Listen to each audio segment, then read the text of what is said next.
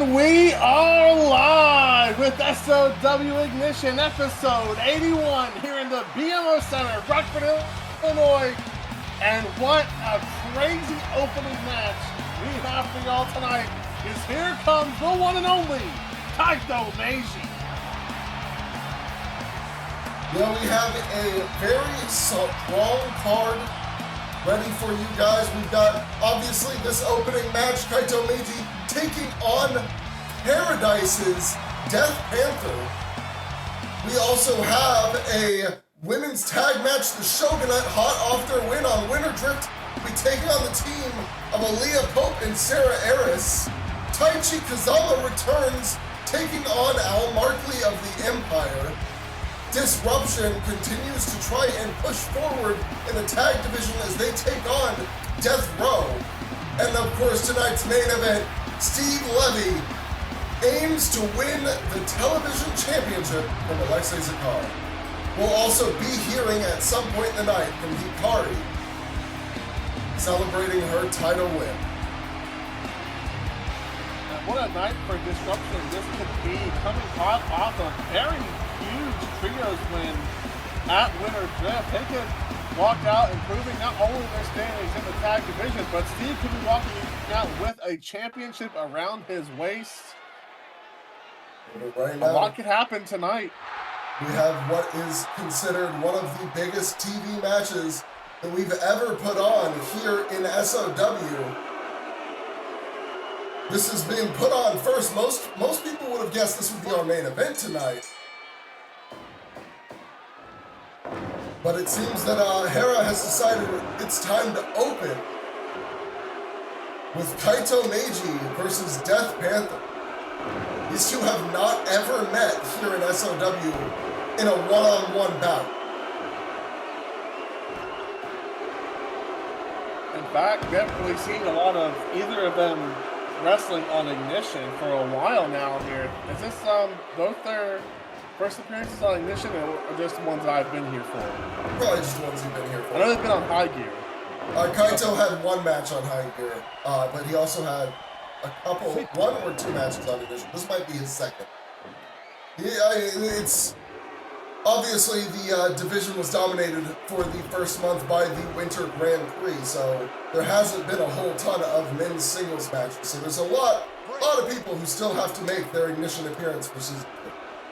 This is Death Panther's first. It was actually nice not seeing him wrestle. It's the opposite feeling I have for Kaito. I see. I can't say I completely disagree. I've always enjoyed a Death Panther match, but nice counter there from Kaito. Death Panther tried to get him with a head scissors. Kaito was able to hold his step and push him back down. But yeah, what I was gonna say is, before I knew Death Panther and Kevin Daniels were one and the same. Now it's soured me a lot on the match when I'm watching it, knowing who's behind that mask.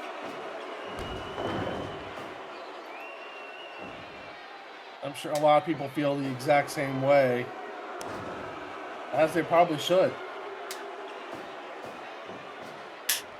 A lot of technical grappling in the early goings here.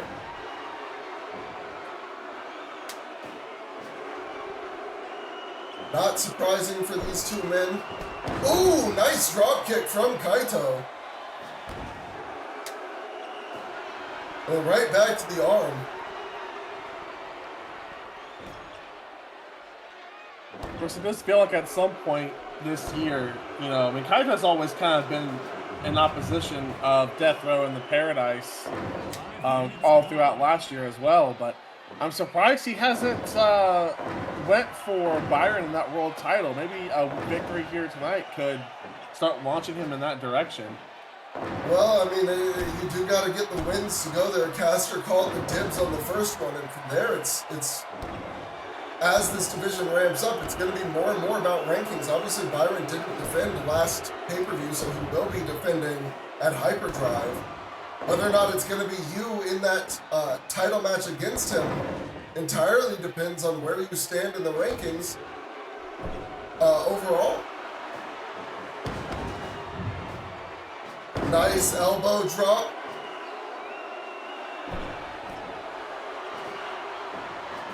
There's a few names that I could expect to be coming after Byron as soon as possible. Obviously, one of them, Kaito Meiji. Another, Ryan Richardson, the man Byron beat for the title. And you can't forget that Ali Nagadomi also still wants to get back at Byron for the loss at Victory Lane, breaking what could have set a streak for Ali. That is true. That was Ali A very Nagadomi's crowded division. I was gonna say that was Ali Nagadomi's second Victory Lane main event, and unlike the first, he did not walk out the winner. That's going to sour the moods of anybody in this company.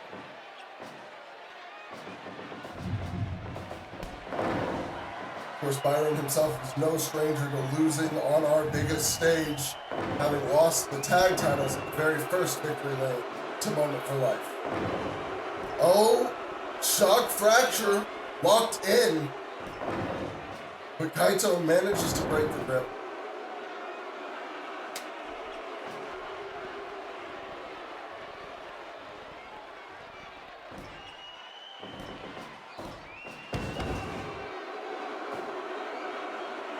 Every time Death Panther just does anything whatsoever, the boos deservingly raining down upon him. Oh yeah, in a From the matchup, SOW faithful. in a matchup against Kaito Meiji, not many people are going to be on your side in general. At the very least, they'll be on both sides, right? They'll be cheering for both vendors. But when they don't like, oh my God, took some notes from Manny Inigo, it looks like.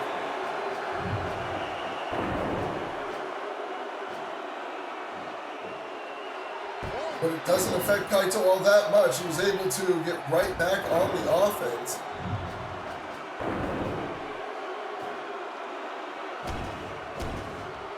That Death Panther, though, is starting to take the momentum, swinging it towards his side.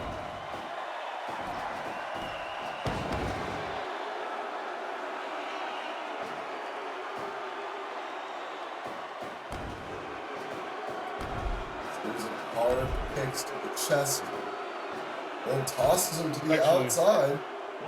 They staggered Kaito, which is not something you see a lot. That shows you how strong those kicks are, and folds him like a lawn chair, then grabs a steel chair. And now they're fighting on the outside. Right onto that chair. Kaito. Wait a minute. Oh, wait a minute. Oh, wait a minute. Oh my God. Wow. Oh, That's it. That's a double count out finish here in our opening match.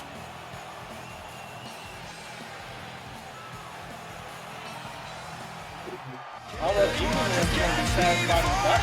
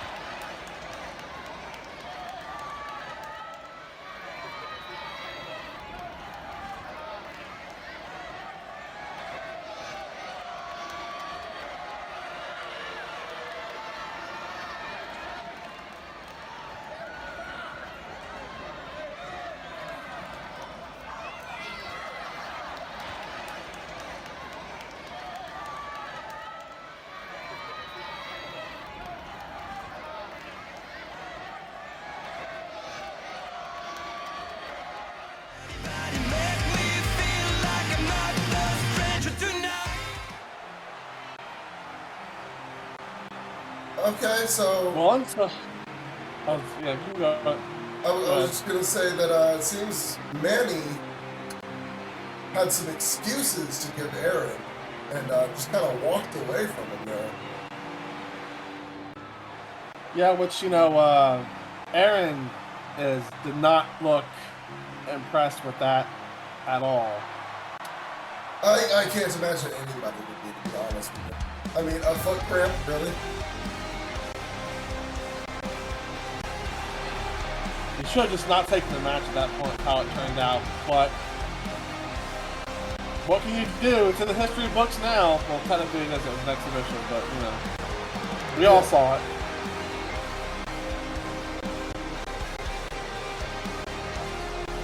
Well, right now we have the shift our focus to the women's tag division going on. Next.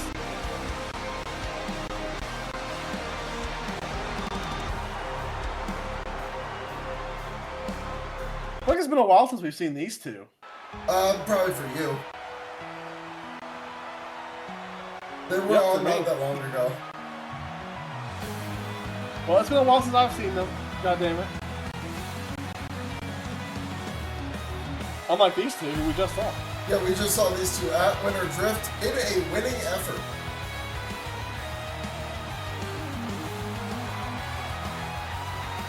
It was a winning effort specifically over Los Explosivos, who had been on a pretty good run up until that point.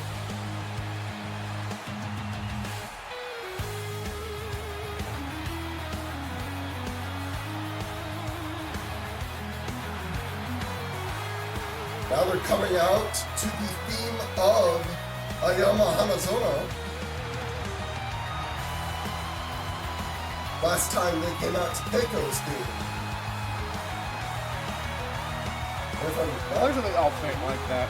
Yeah, it is nice.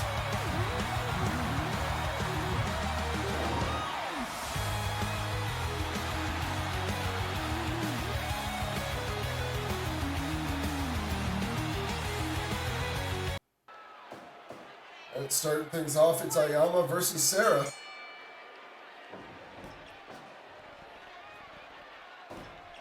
Now, Sarah Aris did have an unfortunate situation where she was out for quite some time until just a little bit ago when she made her return alongside her tag partner Aaliyah Pope.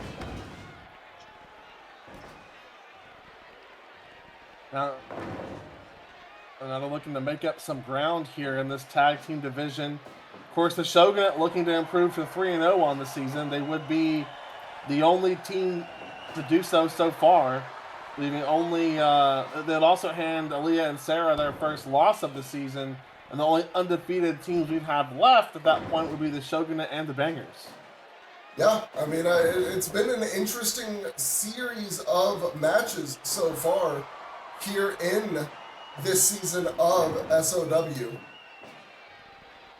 We had the dominant faction, they are a faction, but I meant the dominant team of Shining from the first, or from the previous season, that last 2-month run, where they managed to score 4 bonus points.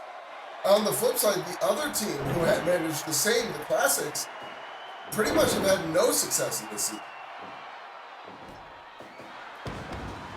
And then, of course, the Explosivos were undefeated with a 2-0 record until they faced the Shogunate at Winter Drift, where Ayama and Keiko managed to take the victory and start what looks to be a potentially undefeated streak of their own this time around. They had some struggles getting the bonus points during the previous season, only managing to score a single win after the bonus point period started. That is the same situation that Aaliyah and Sarah were in as well, though part of that was due to Sarah's injury. At least one could argue that. Funnily enough, no team scored 3 bonus points during that period. It was 4-4, 2-2, and then 3 ones.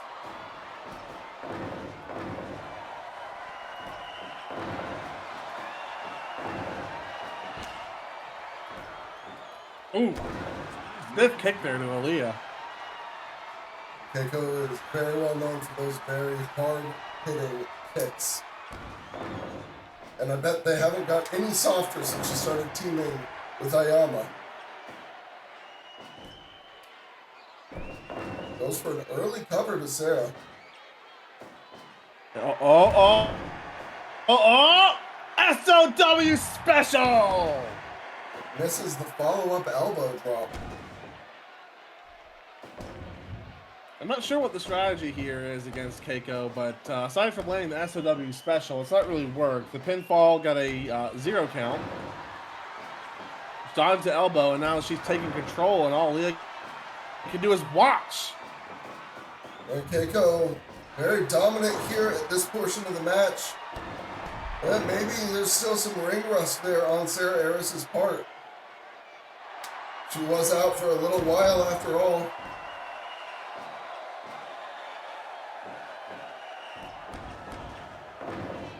Right now, facing a team that's building momentum like this that's not really ideal if you're coming off an injury and just trying to get your feet back underneath you again.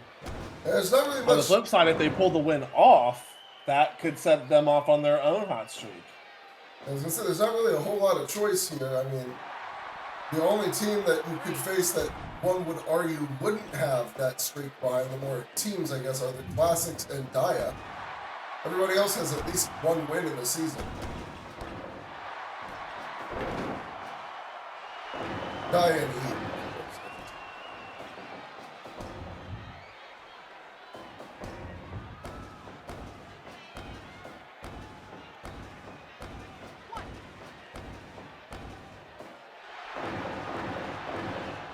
Stomping at the mat, feeling fired up, Ayama, and takes Sarah back to the other corner.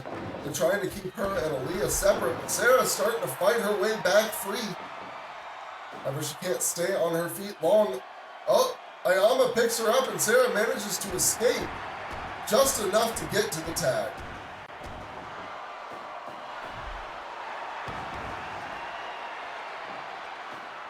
Solid combination there from Aaliyah and Sarah.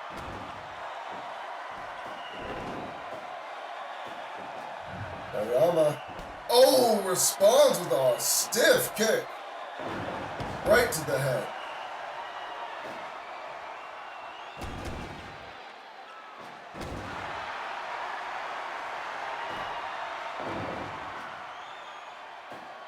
How did she pull that off? That looks so painful to me. No, we're not girls.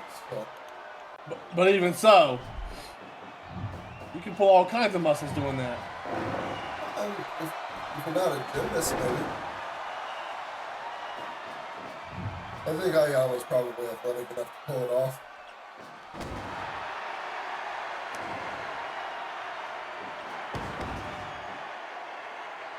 Bet you Aaron can do it too if you want it. He's rest the injury.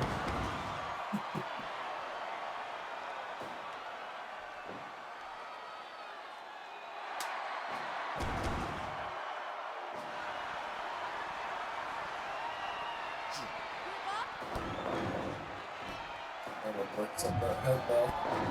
Kicks her in the chest before she leaves the ring.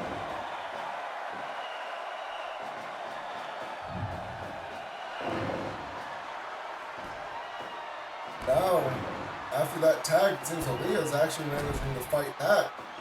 Ayama had control while she was in the ring. As soon as Keiko came in the ring against Aaliyah, at least for a moment there, Aaliyah was getting back on top.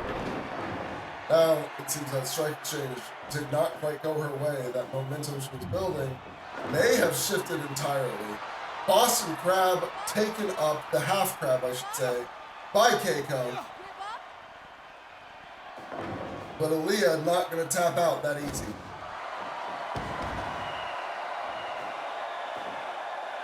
There's that brain buster. Brain buster! An arm drag. And now, oh my God, sweet! Poison! Neck breaker! Cut off! And Sarah Harris with a Raven's arrow on the other side. They were looking to steal that win right then and there, but unfortunately for them, Katana! kicked out! Oh, wait a minute! But can she capitalize? I don't know. Feeling the effects of that sweet poison. I don't think so. She wasn't able to get back up in time, and once she did, Aaliyah was already up, caught her, and tossed her out of the ring by the hair. That was a huge moment there for Sarah and Aaliyah. Momentum must have completely shifted at that point. Yeah, now Keiko going for the tag. Good decision. Not that, I mean, Ayama didn't get hit as well.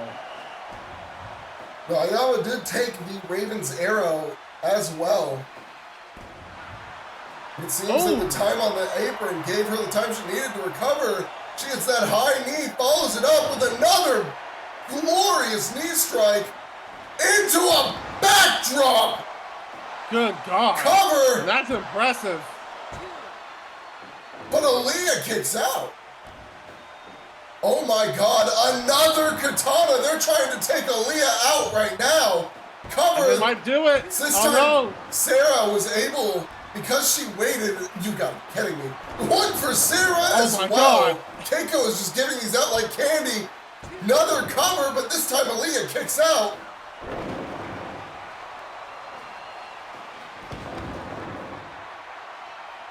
Sarah made me think they'd already used up their cut play without she didn't break up that pin, but she actually just timed it perfectly. She, I think, knew Aaliyah was not going to falter there. Elbow drop followed up by a backbreaker, neckbreaker combination. These two are in pretty good sync so far. There's a hammerlock DDT. However, you gotta admit that the damage that the Shogunate were able to put on in that short span, they may not have the advantage fully right now, but they did a lot of damage to the team of Aaliyah and Sarah there. Oh, yeah. I think they just made them use their last cut play there as well. Very possibly, yes.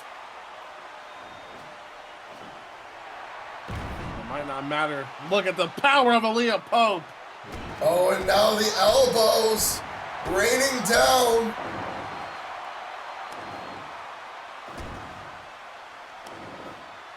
Sarah and Ayama. I think whoever wins this could be a determining factor in the match as a whole. Ayama takes it. No cut play on either side, it looks like, but not able to get the three. Picks her up. Butterfly gut check. Comes off the ropes, elbow drop, but Ayama back to her feet. Manages to cut off the spinning back kick. That's good. And the double arm DDT. Straight in for the cover. Could this do it? No. No. Sarah manages to survive. Now countering that arm lock.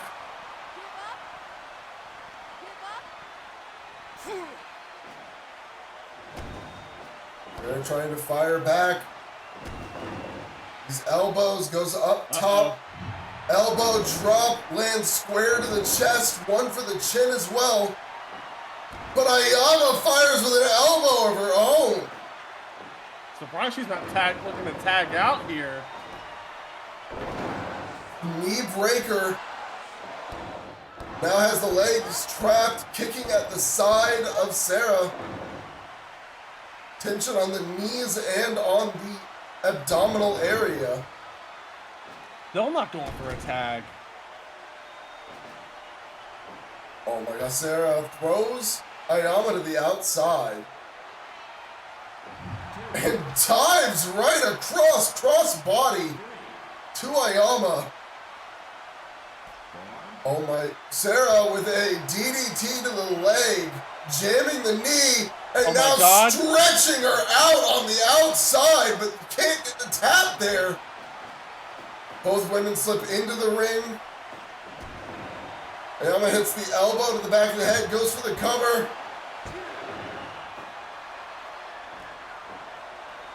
Now Sarah Both again. women at this point being extremely stubborn and not wanting to tag out to their partners. Now Sarah has had the advantage for a good chunk of this later portion here.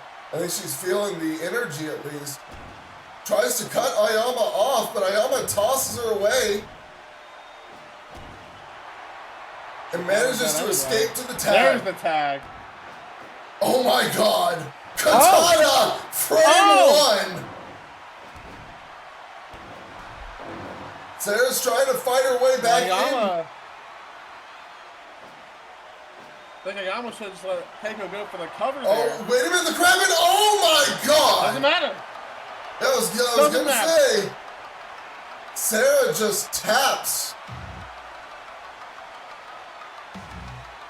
The Shogun are 3-0 to start the season.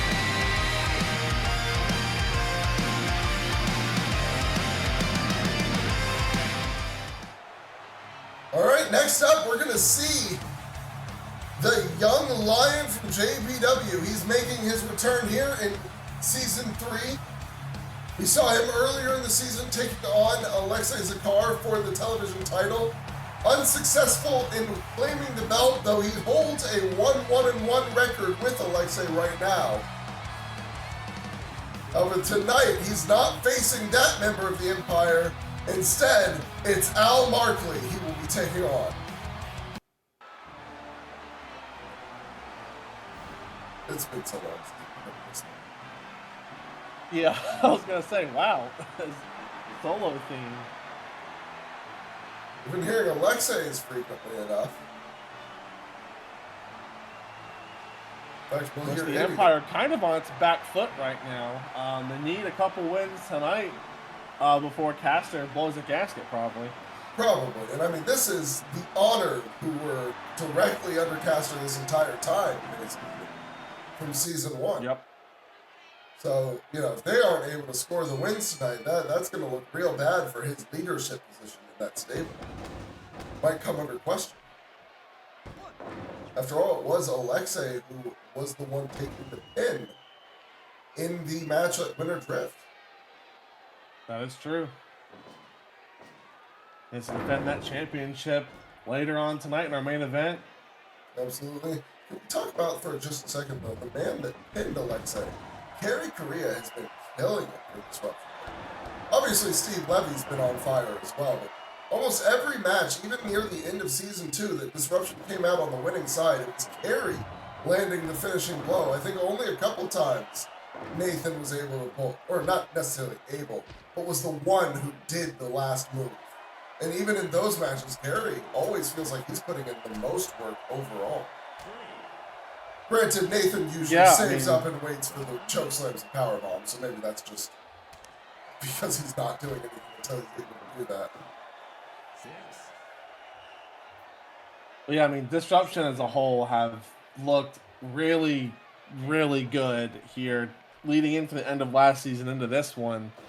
And, you know, so far they've got one-ups on the Empire. And now we're going to see if Taichi, who has had, as you noted, a bit of mixed success against the Empire, now gets a chance to defeat another one of its members. Taichi looking to continue growing here in SOW. This is his first time out of Japan. He's going to be here with us for a year.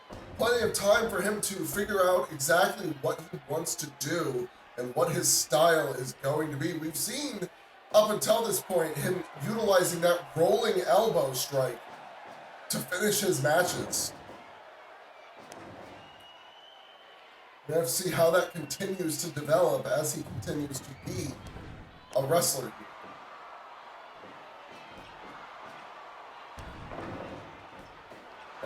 Good dodge there from him. That kick could have hit pretty square to the chest, but able to avoid it rather well.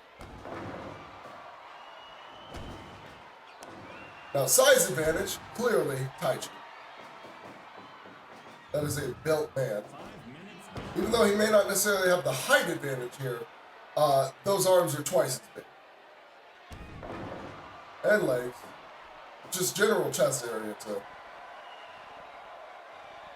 However, in terms of experience and capability in the mat, in between the ropes and on the mat, I should say, you gotta give it to Al. The man has been, for sure, not just around the European indies, but he's been in JPW too. He's gone through Young Lions before. He's got experience against pretty much all of them and all of their styles and what they do. And he knows exactly where their weaknesses are generally and how to pick them apart.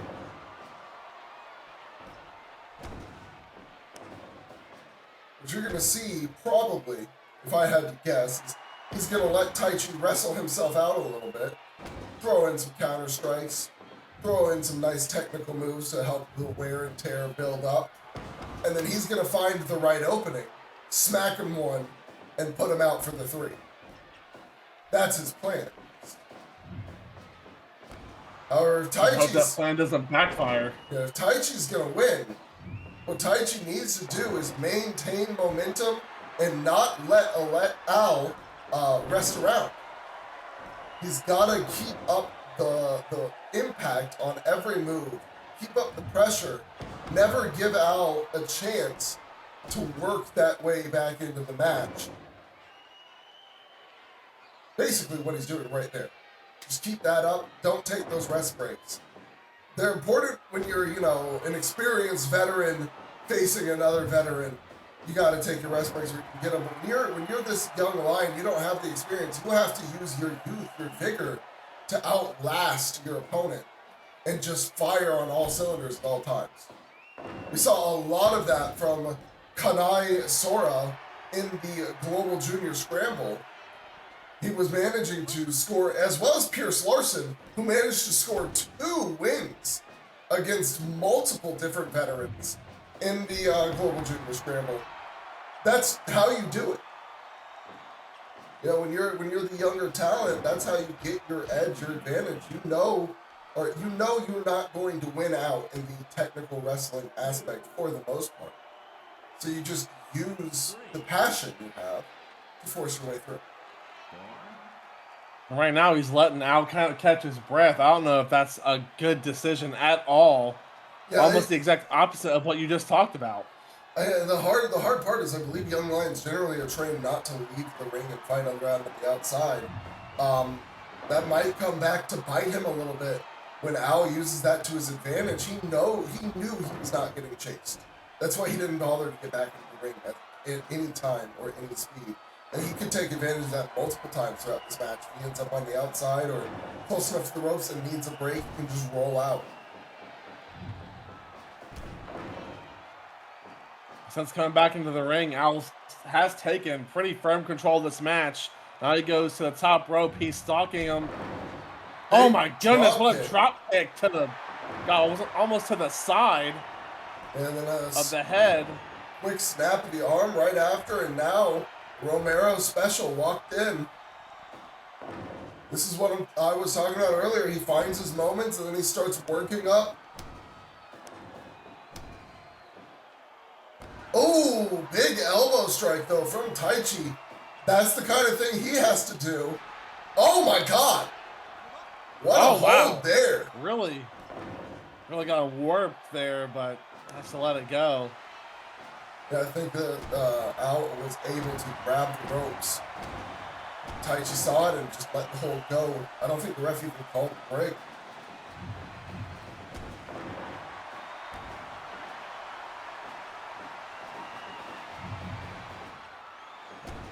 Oh, good block by Al, but Taichi follows up smartly. Doesn't just let him get away with it. And he kept up the pressure. That's what, like you said, that's what he's got to keep doing. He can't lose that pressure. And oh no. My God, that is not a good way to keep up the pressure. Getting countered into a roll-up pin almost had the match taken away. Using the bigger arms to lock in a deep sleeper here. Al manages to worm his way free, but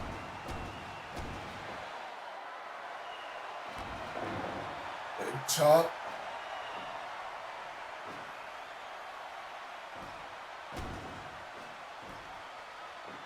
Now, a lot of delay on that vertical. Down to the ropes. Oh, and a counter from Al. Perfectly timed, perfectly placed. He saw Taichi wasn't paying enough attention. Came in with a great counter. Taichi's trying to fight back again. And manages to catch him. But Al counters out again. And Taichi into the ropes. But now it's Taichi with the well-timed counter.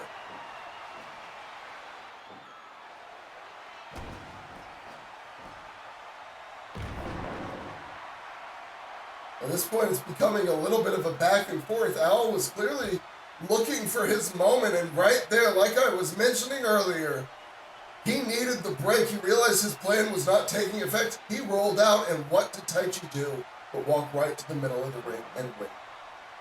Just like he's been trained to do, but it's not helping him in this situation.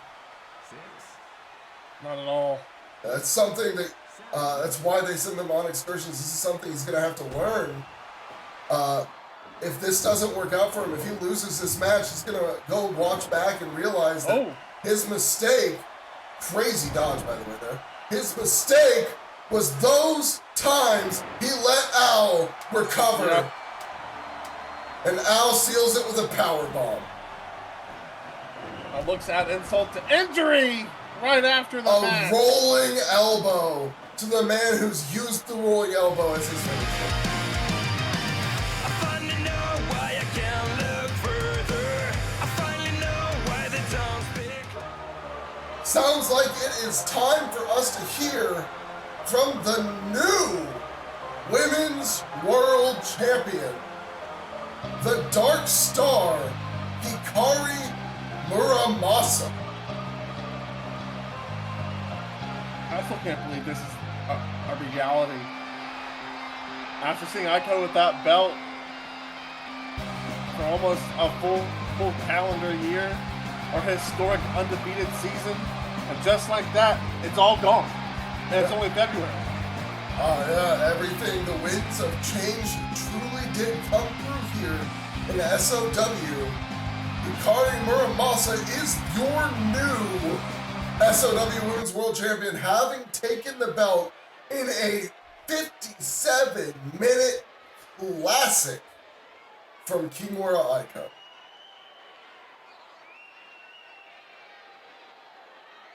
"57 minutes of just insanity." Yeah, it was absolutely wild.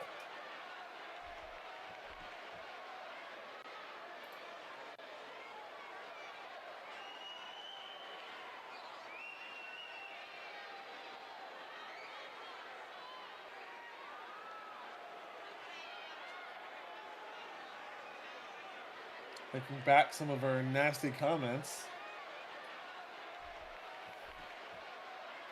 Yeah, it's Bea Quinn. Championships don't define who's the greatest female wrestler alive. I think we've established that a lot. I miss Bea. It's been a while. Hey, now listen here. Somebody knew what you were going to say before you even said it. Yeah, that's crazy. Either that or she can hear you. What? Well, that is the theme of the Paradise. And I know the Death Row have the match coming up next, but, like, this isn't the time. Trent Taylor's going for the Women's World Championship. Well, there's Clint.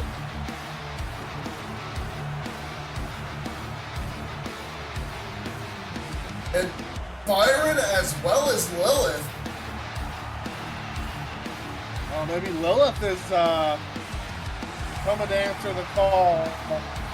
Maybe so. Champion. I guess Death Row is just coming out because they have a match coming up as well, so they might as well. If the stable's coming out, they might as well come out too. Byron's the surprising presence here. Yeah, I'm not sure why he's out here.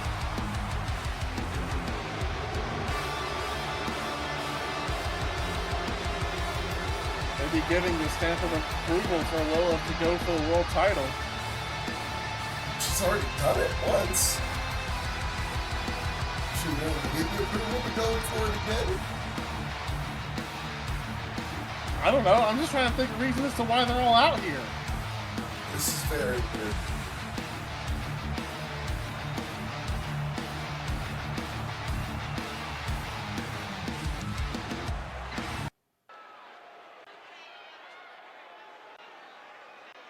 Well, hopefully we'll find out right now. Both of our world champions are in the ring at the moment. Our new women's world champion and our current SOW world heavyweight champion.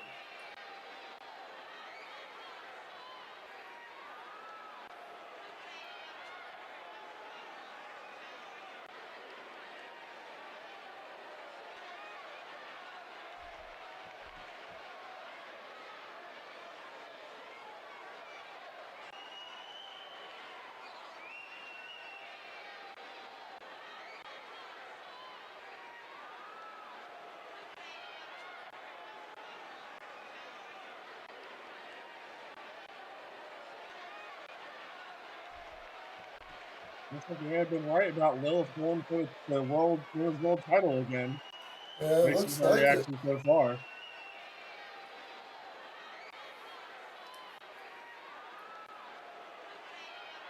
But she won't have to get in line because Dai Keaton does have a championship match.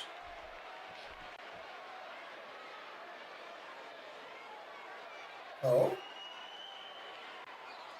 Yeah, you're right. Dai Keaton should be the next challenger, waiting in the wings for Hyperdrive. But, it sounds like Hikari's about to maybe let Lilith in. Maybe make a match for next week, perhaps? What? What? What? What? No! No, this is a joke. No! This is...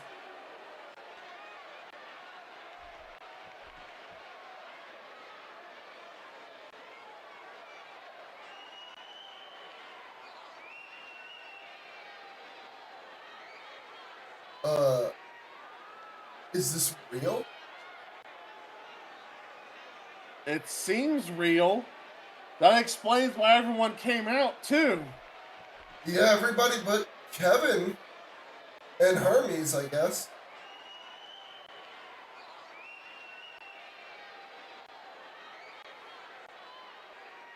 Oh, now Byron, this is solidifying it.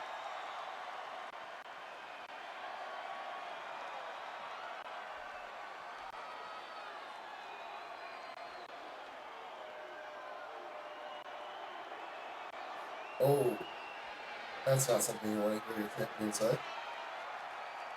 No, not at all. It's going to piss off the board for sure. You can see a fine coming Byron's way for conduct detriment to the company.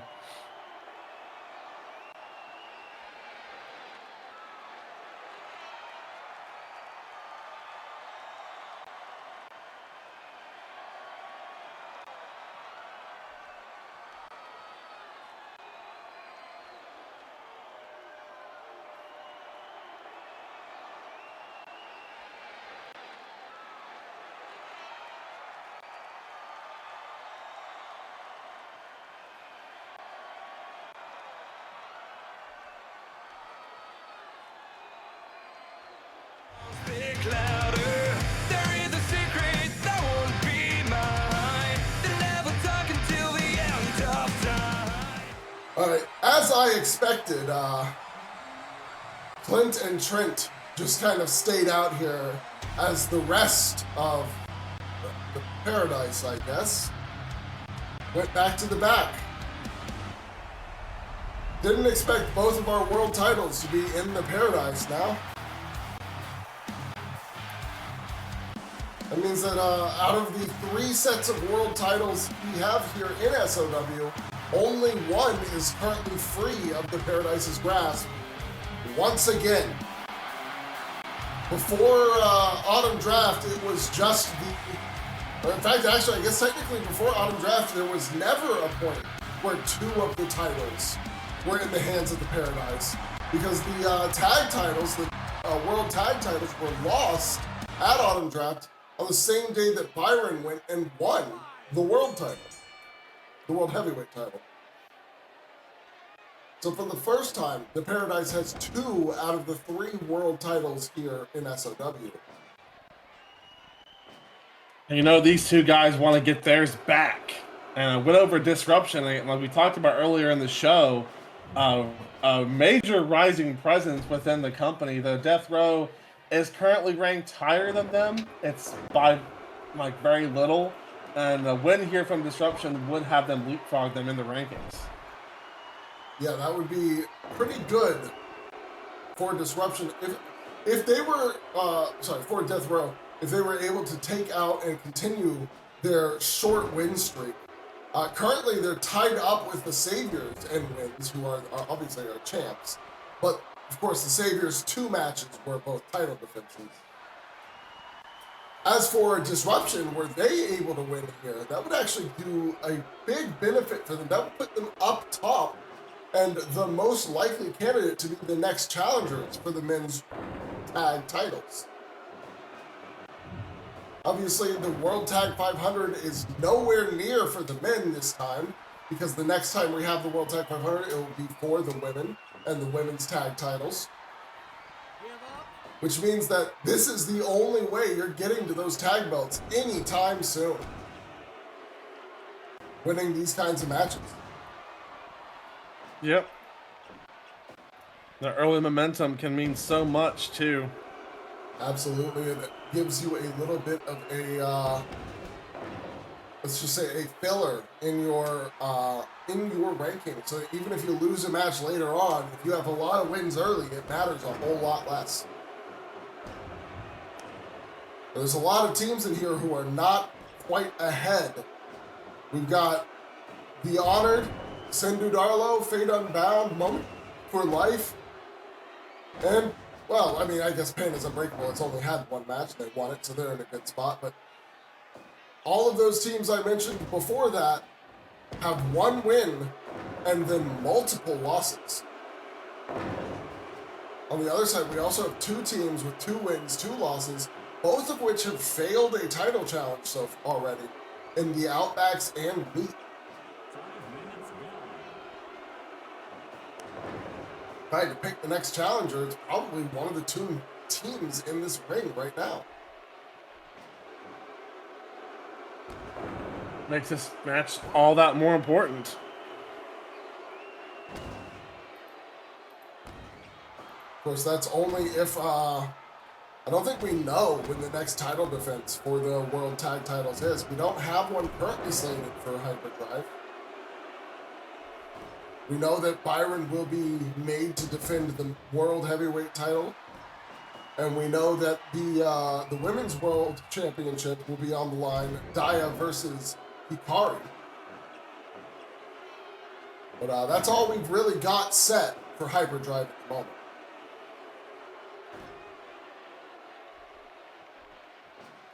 Of course, one of those matches is actually set. We don't know who's going to be the one going to face Byron. Right.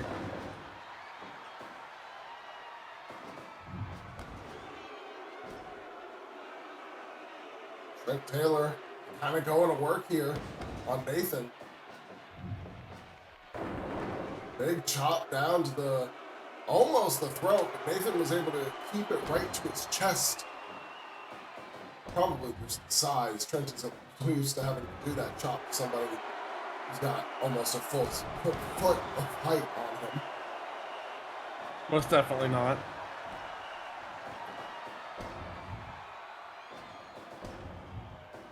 Reversal carry, though, with a reversal of his own. Sidewalk slam.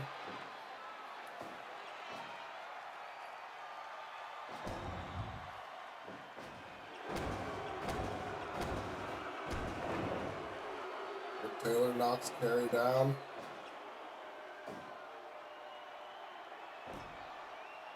And Carey is trying to get over to Disruption's corner, but Trent was able to cut him off and keep him over in the corner of Death Row. However, now Kerry says, fine, you want to keep me away from my corner? I'll just hit you with a lariat, go for the cover, let's seal this up, 1-2, no. That might have been a little helpful. And Kerry Korea has been so good. He really has. And there's a tag to Clint. Trent wasn't able to keep up taking that beating that Kerry was delivering. As Kerry now handles both members of Death Row, but oh, he faked me out. I thought he was going to go tag, but no, he saw Clint coming after him, caught him, shoulder butts, said, actually, buddy, I can keep going. Oh, and now they're going back and forth. The slaps that Kerry loves to deliver up against these punches from Clint. And of course, Kerry always able to strike it out with the best. You might think punching a guy in the head... Continuing to be dominant. Absolutely. As I say, you might think punching a guy in the head would be enough to take him down. But when you're getting slapped in the cheek over and over, with the force that Kerry can put behind those hands, it's just scary. Oh my God, Jesus! Just not giving Clint a chance to breathe. Clint finally lands a big move at Russian leg sweep, but immediately caught fall-away slam. Dude, Kerry might not need a partner in this match. He might not. I feel like we've seen him do that before, too. Just decide, I'm not going to tag in, Nathan. I'll just keep going myself. He hits another fall-away slam. So Nathan may not be the biggest fan of that strategy. He looks chill. But now is the tag. Oh. Oh, but wait a minute. Clint almost looked excited about the tag. Maybe he's getting sick of Kerry. Kerry's got Clint's number, clearly. But it seems like Clint might feel, I was going to say, more comfortable taking on Nathan, thinking he has a better chance. And then he immediately, unfortunately, oh my God, again. I was going to say nice teamwork from Trent there. Whether I like him or not, got to commend the cut off. But then he immediately grabs Nathan a second time after that. Really held him back. That's almost desperate rather than nice.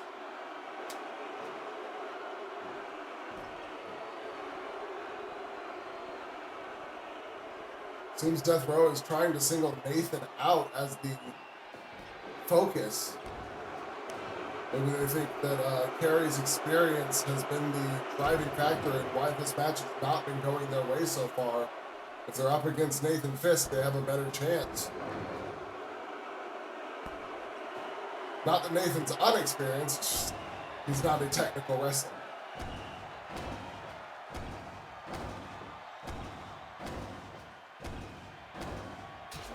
Poke to the eye, rake of the face.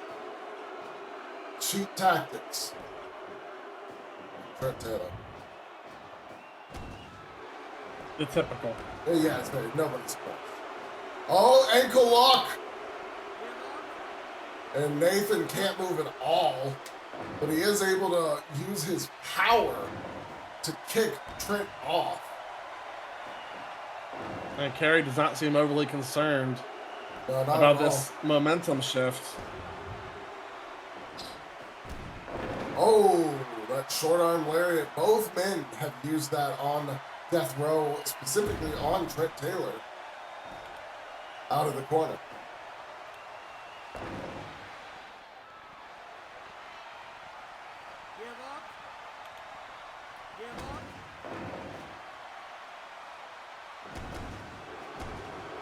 Back elbow. Spinning back elbow specifically. But Nathan back on top of it.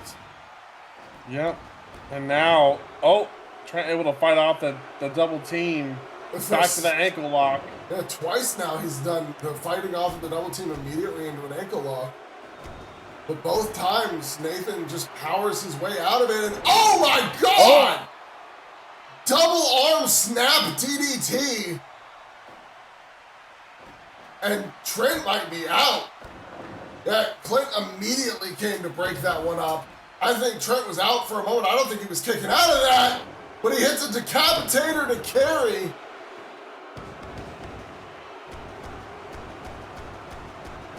Those two are still fighting it out here, giving Nathan a chance to recover. I think for a moment, no! Trent forgot slam! where he was.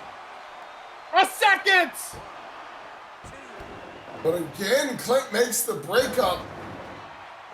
He has no choice. Yeah, I mean, literally. Oh my God! Folded him in half with that lariat. Trent goes for a snap of the fingers. Oh! Curb stomp! Goes for the cover.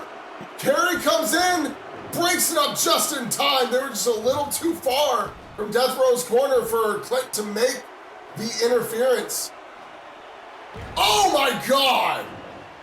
No leg cramps there from Kerry to stop that pin from being broken. Maybe Manny Inigo can watch some tape and learn how tag team matches should go. I just want to point out for a second that in that moment, oh my God, in return, Trent was looking to set up a move out of the corner on Nathan, but Kerry made the cutoff. There's just so much that has gone on in this short time. I wanted to point out that earlier, Kerry hit a tire bomb to Clint Cassidy while they were doing the cut play between Nathan and Trent. Oh, Nathan trying to get Trent up for that jackknife, but can't quite do it. So Trent loves taking punishments, so the longer this match goes on, the more he takes, the more it kind of goes into his favor. He's managed two big curb stomps that have really slowed down Nathan's roll. And yeah, Nathan choosing to tag, realizing that he's lost the momentum here. Better to get back Kerry into the match. However, one thing to note is that Trent has had almost no opportunity to get to a tag. Well, nor is he really going for one either.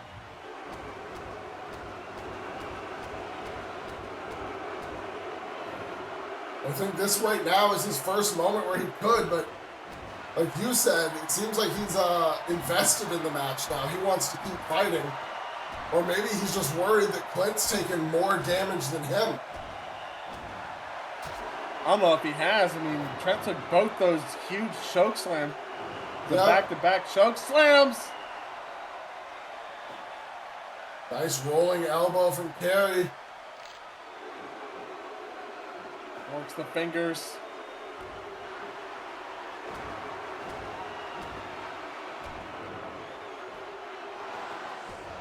Trent starting to take momentum just for a moment, but Kerry with a quick reversal. And now, that tiger suplex from the second rope. Trent's up first, Trent is however. actually stunned.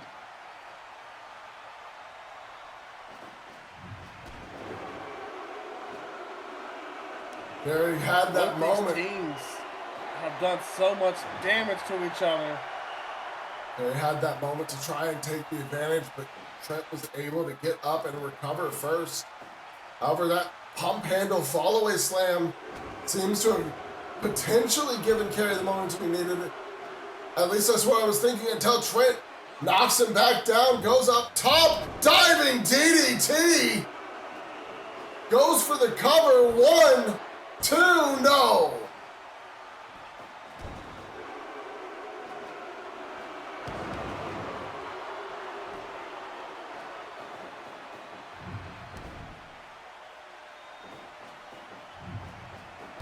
Big boot from Kerry. Throws Trent to the ropes again. Sidewalk slam. Picks him back up. Back to the ropes. Sidewalk slam again. Oh my God. Oh! Oh my God! The crucifix bomb goes for the cover. There's no cut. Play. It's over. They did it! Nobody. Everything's coming up disrupted in SOW. Nobody's gonna kick out of the crucifix bomb. Make me feel at least like a mother.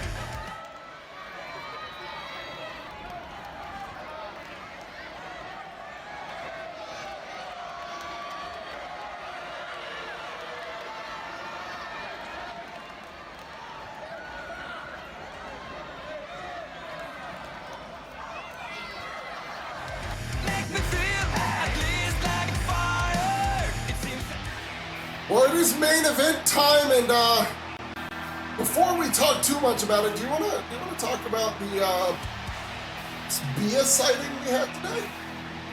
First off, amazing. She looks fantastic. It's great to see her again. We were seeing her compete in the ring, but I don't know. Her voice, didn't sound like her normal self, and we'll have to see if we can get any footage of what she's trying to talk to Aiko about. Made it very clear they were going away from our camera crew. Yeah, I'm not sure what was going on with that. I mean, wanting to talk to Aiko specifically is very odd for me. She's been, ever since coming here and winning the world title the first time, avoiding Aiko as much as humanly possible. Maybe they share a similar situation now, though. They are the both women have their world title reigns ended at Winter Drift by the hands of the winner of the Winter Grand Prix. So maybe Bia's being the big person here and just reaching out and being a shoulder Aiko can lean on. That seems suspicious. I don't know if I could buy that. But of course, it's main event time here. The challenger, Steve Levy. The champion, Aleksei Zakhar. SOW Television Championship on the line. Let's get it started. Could this be the culmination of Disruption's momentum, bringing gold to the group? They are on fire right now. As a faction in this, let's say, I think 3-week stretch here, basically undefeated. I mean, Steve has win over Aleksei, a win over Caster. Disruption has been winning all their tag matches and one on the pay-per-view. It's been insanely dominant for them these past few weeks here in SOW. Of course, that huge tag team victory we just saw over Death Row, former tag team champions. I mean, regardless of the result of this match here, you have to think now that Disruption is on everyone's radar. They're on the Savior's radar. They could be on the Paradise's radar because they have a lot of gold right now, and you're seeing this whole group of very talented men start to find a lot of success. Yeah, one thing to note is beating Death Row aren't just former tag team champions. They are the longest reigning tag team champions we've had in SOW at 182 days. They managed a total of 4 title defenses during that run, which is tied for second most. Or not tied, sorry, which is second most, right behind the Dark Crusade, who of course defended the hell out of those tag titles during their run. Yeah, they kind of love defending those tag titles. Fortunately, now that's all ancient history is. Things have completely changed. With Byron Mitchell. Yeah. Yeah, I mean, I will say one thing. The Saviors are following in the footsteps of the original image that the Dark Crusade put on, already at 3 title defenses themselves. It's only been 92 days.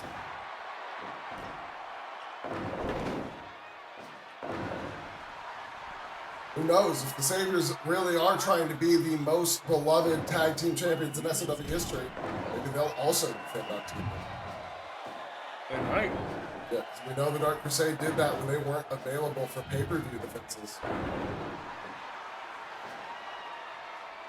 Right now, we're going to see if Aleksei Zakhar can continue his unexpected singles run here as the TV champion. But again, Steve and Disruption have had great success against the Empire so far. Yeah, they have. And, I mean, like I was saying earlier, Aleksei already has a loss against Steve Levy. Of course, he also had already had a loss against Kazama Taichi, or Taichi Kazama, when he faced him. And the first time they went to a time limit draw. The second time he did manage to successfully defend his championship. But he's not unfamiliar to being in these from the back scenarios, these negative momentum scenarios, and coming out on top.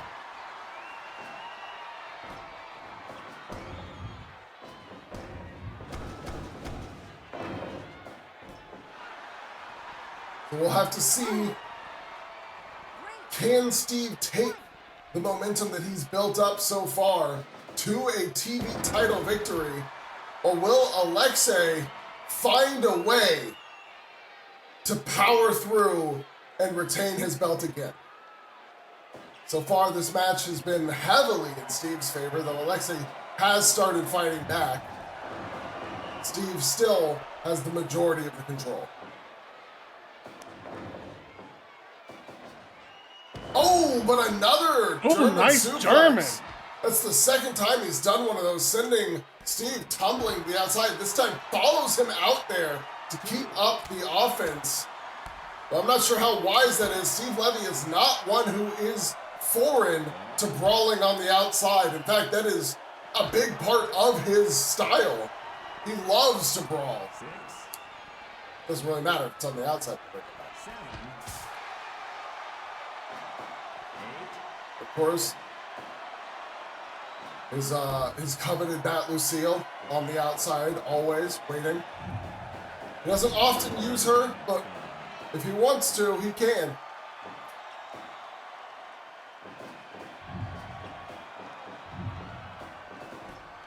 Oh, exploder from Aleksei.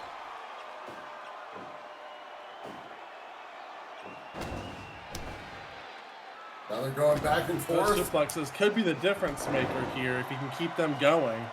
And he's done a pretty good job of curbing the momentum of Steve Levy. Uppercut, flying uppercut right after, goes for the cover, but no, a kick out from Steve. A nice counter there. Counter.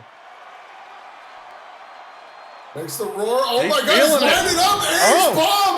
That could be it. 2. And he does seal it with the H bomb there. Does it? That counter perfectly timed. He saw the opportunity to land the finish, and he wasted no more time. He went for it. Still television champion. Well, that's all the time we have for this episode of Ignition. We'll see you guys next week for Ignition 82. As always, I'm your lead analyst, Devin with my commentating partner,